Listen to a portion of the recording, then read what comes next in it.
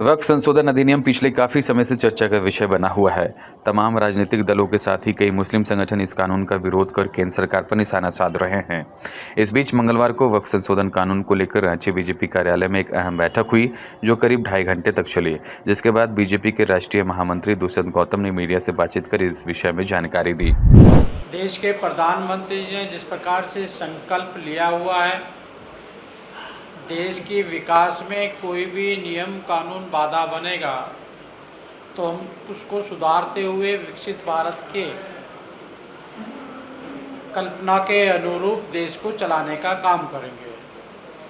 अनेकों अनेक चुनौतियां हमारी सामने आई, जो राष्ट्रीय हित में हमने उनको आगे बढ़ाने का काम किया, जैसे धारा 370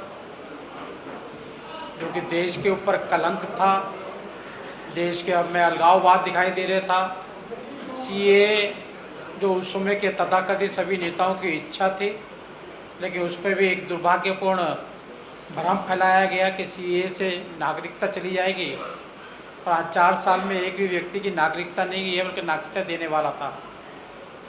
राम मंदिर में अनेकों ने अड़चनें आई हुई थी, लेकिन आज सभी का इस मान में गौरव होता है कि राम मंदिर भी बनकर तैयार हुआ। ऐसे अनेकों अनेक चुनौतियां, 3 तलाक, यूसीसी तो देश के विकास में रोड़े अटका रही थी, सबको हमने संशोधित करने का काम किया है। उसमें वक्फ बोर्ड, जिसमें अनेकों अनेक अनियमितता थी, उस अनियमितताओं के कारण वक्फ करने वाले मुस्लिम समुदाय के लोग हैं, उनकी मन की इच्छा जो थी वक्फ करते हुए कि मैं जिस प्रॉपर्टी को या धन को वक्फ कर रहा हूँ वो गरीबों के लिए, बेवाओं के लिए, स्कूल, डिस्पेंसरी, हॉस्पिटल, यूनिवर्सिटी, जिन कमज़ोर है उनको पेंशन, बच्चों को छात्रवृत्ति देने के लिए अनुकूल हो। लेकिन ऐसा ना होते हुए वक्फ बोर्ड के माध्यम से जो गरीब लोग हैं उनके विकास ना कर हड़पने का काम किया गया। ऐसे अनेकों अनेक नेता हैं, विपक्ष में भी हैं और कांग्रेस में हैं, जिन्होंने कम लीज पर ज़मीन को ले लिया, वहाँ मॉल्स बनाए गए, रिसोर्ट बनाए गए, होटल बनाए गए, कॉलोनियाँ काट दी गई। और यही नहीं है, मुस्लिम समाज जहाँ पर कम्युनिटी हॉल है मेरठ के अंदर, यहाँ क्लिनिक चलता था, वहाँ पर अनेकों अनेक काम चलते थे मुस्लिमों के लिए, उसको भी वक्फ ने लेकर धराशायी कर दिया। अनेकों अनेक व्यापारियों को उनके दुकानें वक्फ में लेकर बंद कर दी गई, और उनसे जो रोजगार मुस्लिम लोग ले रहे थे उनका ख़त्म कर अन्य किसी को प्रभाव में आकर वक्फ ने काम किया।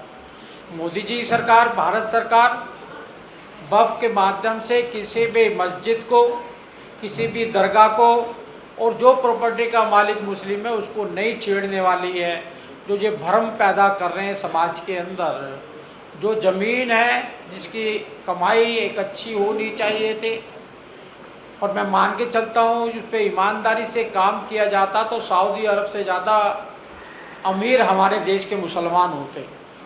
लेकिन वो ना कर एक प्रॉपर्टी डीलर की तरह अपने लोगों को लाभ पहुँचाना, अपने उनमें वो मुसलमान थे जिन पे अत्याचार किए गए वो भी मुसलमान ही थे।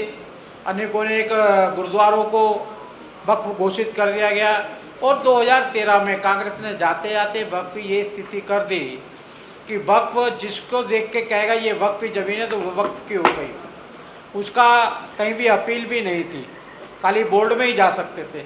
लेकिन आज जो कानून आया है उसके माध्यम के जन जागरण का काम हम जनता के बीच में जा रहे हैं, बता रहे हैं कि वक्फ करते हुए भी उसे अपने परिवार से सबसे पूछना पड़ेगा।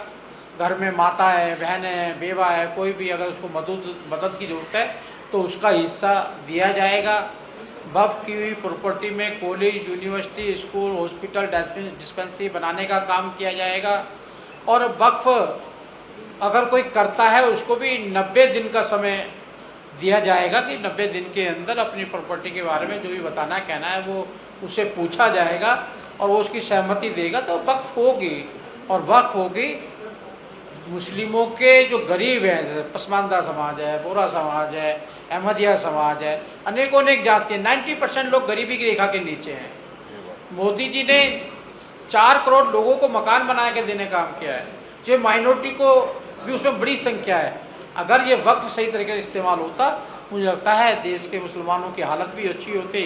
और ये वक्फ बोर्ड के बारे में भारतीय जनता पार्टी का अपना सारा मोर्चा अपने अनेकों अनेक काम के साथ साथ ये भी जन जागरण का काम करेगा, बताएगा कि वक्फ बोर्ड जो वक्फ नया बन रहा है, वक्फ की प्रॉपर्टी में कोई हिंदू नहीं होगा, वक्फ के मदरसों में मस्जिदों में कोई हिंदू नहीं होगा।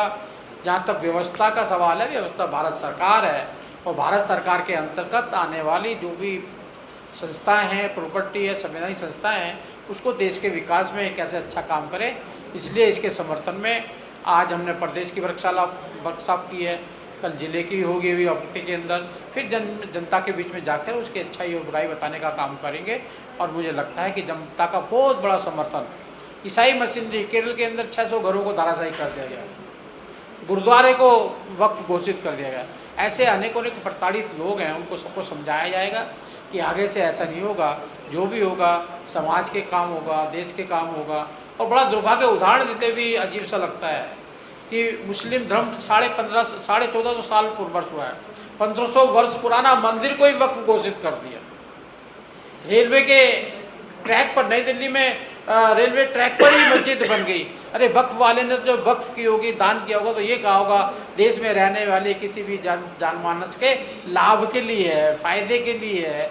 और रेल के अंदर चलने वाले के हिंदू ही चलते हैं, मुसलमान भी चलते हैं, सभी देश चलता है और सबके देश के विकास के लिए ही दान करता है। उसके मन में ऐसी मानसिकता होती है। इन सब विचारों को लेकर झारखंड के अंदर मंडल स्तर तक छोटी छोटी गोष्ठियाँ, बड़ी बड़ी गोष्ठियाँ महिलाओं को भी बताएंगे। सभी लोग मिलकर एक विकसित भारत में अच्छा वक्फ बन के जाए और हमारे मुस्लिम भी मुख्य धारा में साथ से साथ मिलकर आगे विकास की ओर बढ़े। खबर का मतलब बवाल न्यूज, हमारे चैनल को सब्सक्राइब जरूर करें।